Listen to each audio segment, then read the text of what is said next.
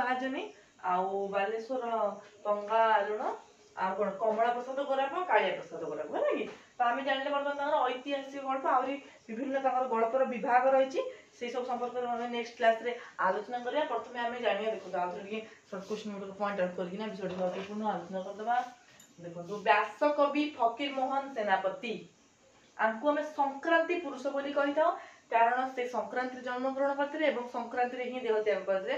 ତେଣୁ ତାଙ୍କୁ ଆମେ ସଂକ୍ରାନ୍ତି ପୁରୁଷ ରୂପେ ଆଖ୍ୟାୟିତ କରିଥାଉ ଯିଏକି 1843ରେ ଜନ୍ମଗ୍ରହଣ କରିଥିଲେ। 1918ରେ ସେ ଦେହ ତ୍ୟାଗ କରିଥିଲେ।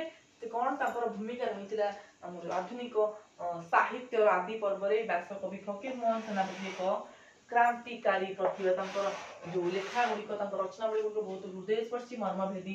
ତାଙ୍କ ଜୀବନ ସଂଗ୍ରାମ ତାଙ୍କ ଜୀବନଟା ବହୁତ କଷ୍ଟରେ ଆକ୍ଚୁଆଲି କଟିଛି। ଯେମିତି ସଂଗ୍ରାମପୂର୍ଣ୍ଣ ସଂଘର୍ଷପୂର୍ଣ୍ଣ ଜୀବନରେ ସେ ଅତିବାହିତ କରିଛନ୍ତି। ଯେଭଳି ସେନାପତି ଟିଏ ନିଜ ଦେଶକୁ ସୁରକ୍ଷା ଦେବା ପାଇଁ ସଂଘର୍ଷର ସମ୍ମୁଖୀନ ହୋଇଥାଏ ସଂଗ୍ରାମ କରିଥାଏ ଜୀବନ ସାରା ସଂଗ୍ରାମ କରିଥାଏ। ନିଜ ଶରୀରର ଶେଷ ରକ୍ତ ବିନ୍ଦୁ ଥିବା ପର୍ଯ୍ୟନ୍ତ ସେ ନିଜ ଦେଶ ପାଇଁ ସେ ନିଜ ଦେଶର ନିଜ ମାତୃକୁ ଏତେ ଭଲ ପାଏ ମାତୃଭୂମିକୁ ତାର ସେବାରେ ନିଜର ସମ୍ପୂର୍ଣ୍ଣ ଜୀବନକୁ ସେ ଯେଭଳି ଉତ୍ସର୍ଗୀକୃତ କରିଥାଏ ସେଇଭଳି ଫକୀର ମୋହନ ସେନାପତି ମଧ୍ୟ ସେହି ଭୂମିକା ଗ୍ରହଣ କରିଛନ୍ତି ଆଧୁନିକ ଓଡ଼ିଆ ସାହିତ୍ୟର ସୃଷ୍ଟିରେ। ଦେଖିବା ଆମେ କେତେବେଳେ ତାଙ୍କ ପତ୍ନୀଙ୍କ ଯୋଗୁଁ କେତେବେଳେ ବନ୍ଧୁଙ୍କ ଯୋଗୁଁ ବ୍ୟାଧିଗ୍ରସ୍ତ ହୋଇକି ବହୁତ ପୀଡ଼ିତ ହୋଇଛନ୍ତି। ସେ ସମ୍ମୁଖୀନ ହୋଇଛନ୍ତି ବହୁତ ଯନ୍ତ୍ରଣା। 1843 ମସିହା ଜାନୁଆରୀ ମାସ ମକର ସଂକ୍ରାନ୍ତି ଦିନ କେବେ ମକର ସଂକ୍ରାନ୍ତି ଦିନ ମନେ ରଖନ୍ତୁ 1843 ମସିହା ଜାନୁଆରୀ ମାସ ମକର ସଂକ୍ରାନ୍ତିରେ ଫକୀର ମୋହନ ସେନାପତି ଜନ୍ମ ଗ୍ରହଣ କରିଥିଲେ। ତାଙ୍କର ଜନ୍ମ ସ୍ଥାନଟି ହେଉଛି ବାଲେଶ୍ୱର ସହରର Mallikashpur.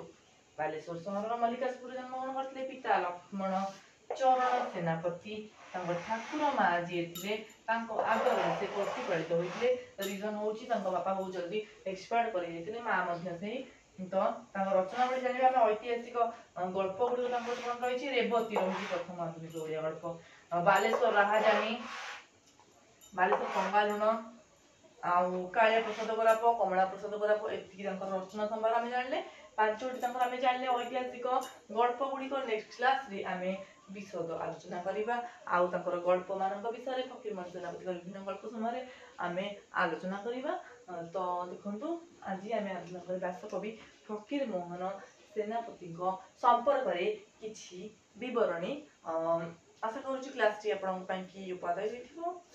Do like, share and subscribe to our channel. Thanks for watching.